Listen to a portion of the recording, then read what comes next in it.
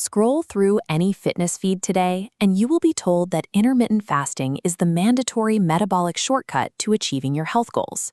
That messaging creates a frustrating cycle. Missing a rigid eating window feels like a personal failure, and pushing through fatigue or a lingering headache is treated as the necessary price of admission. Curious, before committing to skipping breakfast, we have to look at whether the clinical evidence justifies the daily effort. To find out, we are going to look at a massive, newly released Cochrane systematic review, the gold standard of clinical evaluation, that analyzed nearly 2,000 people to see exactly how fasting stacks up against traditional dieting. By the end of this, you will have a clear, science-backed framework to help you decide exactly how you should structure your meals starting tomorrow, because the first step to dropping the diet guilt is replacing social media hype with hard, clinical data. This graphic shows a 24-hour cycle. Intermittent fasting alternates normal caloric intake during an eating window with almost zero energy taken in during a longer fasting period. Influencers claim during these extended dark periods, the body shifts gears, increasing fat metabolism and improving insulin sensitivity. Now, those claims sound great in theory, but researchers led by Luis Garagnani put them to the test in a massive systematic review. They aggregated data from 22 distinct randomized controlled trials across North America, South America, Europe, Australia, and Asia. This global dragnet analyzed a robust sample size of 1,995 adults living with overweight or obesity.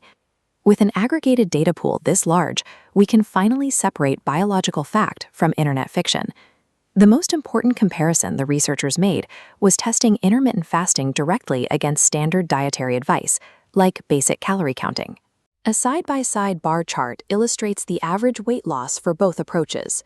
The bars stop at almost the exact same level, a negligible 0.33% difference. The data looks similar when measuring quality of life or frequency of headaches. The two groups remained tied. If you compare intermittent fasting against doing absolutely nothing, it does lead to weight loss. However, the data regarding negative side effects in that scenario remains highly uncertain. The science also has some blind spots. Obesity is a chronic condition, yet the vast majority of the studies in this review only tracked participants for 12 months or less. Because of that short timeline, we are missing crucial long-term information on how these diets impact diabetes status and overall health complications. These trials show that restricting your eating window is just a different way to cut calories, a preference rather than a metabolic shortcut. As lead author, Luis Garagnani concluded after analyzing all 2,000 patients, the clinical evidence simply does not justify the massive enthusiasm we see on social media. This lack of difference shouldn't be seen as a disappointment. It is liberating news because it removes the pressure of a mandatory dietary trend. Senior author Eva Madrid suggests utilizing a strict case-by-case approach when selecting a strategy to manage weight. This flowchart maps out a better framework for your decisions. Instead of chasing promises of superior results, your diet choice should branch directly into two clear paths: what fits your daily schedule and what is easy for you to sustain. If intermittent fasting naturally aligns with a busy work routine and you don't mind skipping breakfast, use it. But if fasting causes you discomfort or disrupts your focus, standard calorie control is an equally valid route. Rigorous clinical trials prove intermittent fasting is not superior to traditional diets for weight loss.